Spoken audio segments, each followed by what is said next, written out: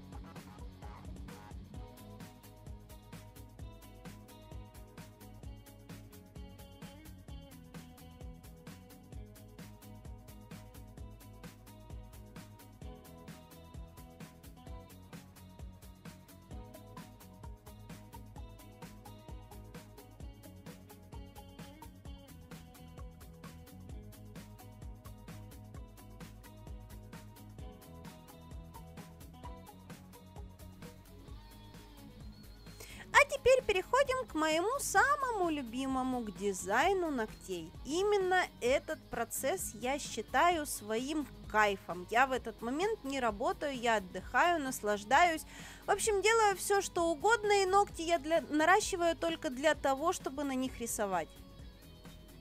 Покрываем ноготочки материалом и готовим для себя фон под будущий дизайн.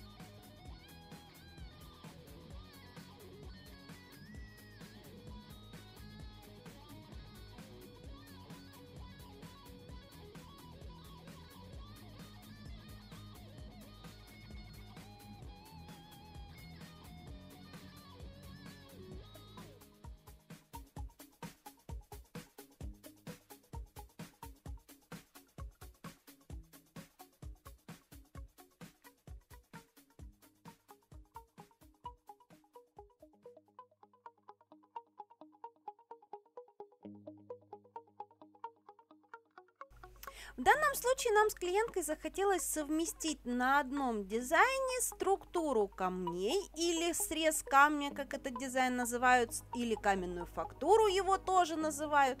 Поэтому мы решили сделать сначала разводы по мокрому топу, сымитировав разводы в камнях, и потом уже будем добавлять сюда цветочки. Прокладываем не толстый слой финишного покрытия, не просушиваем, в мокрый финиш наносим цветные гель-лаки. В качестве цветов используем те цвета, которые мы использовали в покрытии на руках клиента, и черную белую краску. Все это наносим, напоминаю, в мокрый топ, хорошенечко между собой кисточкой перемешиваем, пока не получим тот вариант, который нам хочется видеть в конечном итоге, и потом уже все это просушиваем. Это самый простой способ имитации каменных фактур. Элементарно простой, ничто никуда не затекает, никуда не девается, никуда не убегает. Здесь мы захотели добавить еще немножечко пигмента. Пигмент наносим в сухом виде кисточкой. В общем, попробуйте и влюбитесь.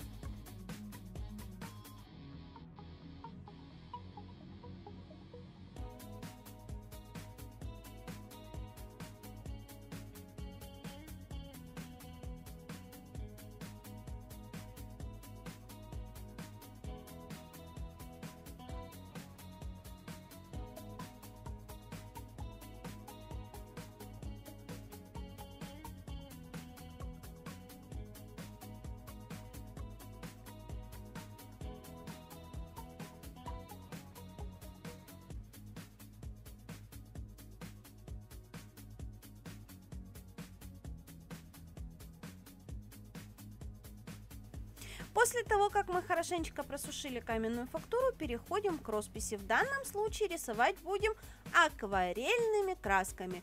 Да-да, самыми простыми акварельными красками. При этом вы можете взять самую простую, дешевую детскую медовую акварель и ею рисовать с не меньшим удовольствием, чем я рисую профессиональными художественными акварелями. Девочки, не влияет никак краска и происхождение краски на ваш готовый результат. Возьмите детскую акварель и наслаждайтесь ею рисуя. Но единственное, запомните, ваш рисунок не должен быть более 80% поверхности ногтевой пластины, иначе акварель детская у вас обязательно поколется, хотя и художественная в таком случае поколется точно так же. Что значит поколется? Сколется не сама акварель, а будет скалываться финиш, который лежит на этой вашей акварели. Итак, вырисовываем самые простые, самые легенькие цветочки. Добавляем в технике лессировки еще дополнительно теневые моменты в центрах цветка. Добавляем листики, и потом нам останется только прорисовать. Что же такое техника лессировки, спросите вы меня? На самом деле это все просто. Когда вы полупрозрачными слоями краски, накладывая их друг на друга, добиваетесь более теневых моментов. То есть один слой полупрозрачной краски у вас совсем прозрачный, второй слой у вас поплотнее, потемнее, третий слой еще темнее, темнее, и так, пока вам не понравится готовый результат.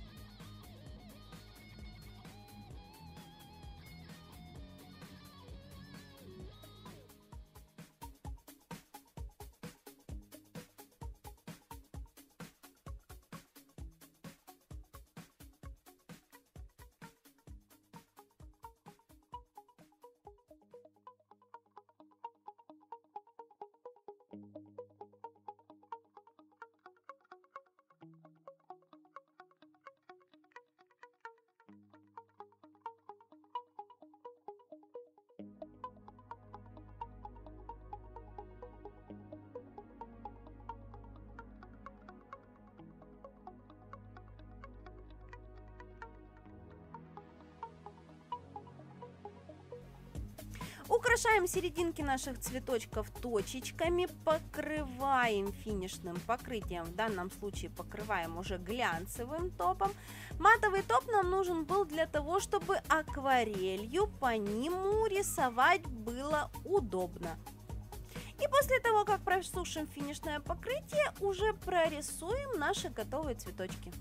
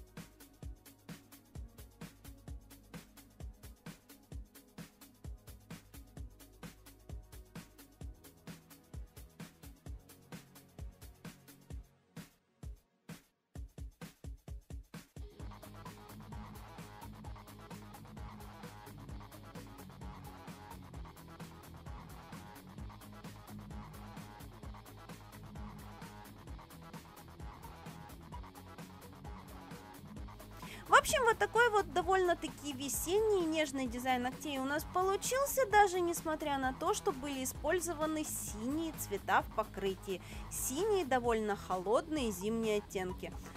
Надеюсь, вам сегодня со мной понравилось. Надеюсь, вы не забыли поставить лайк и поделиться этим видео в своих соцсетях. Я же на сегодня с вами прощаюсь. Всем до новых встреч. Пока!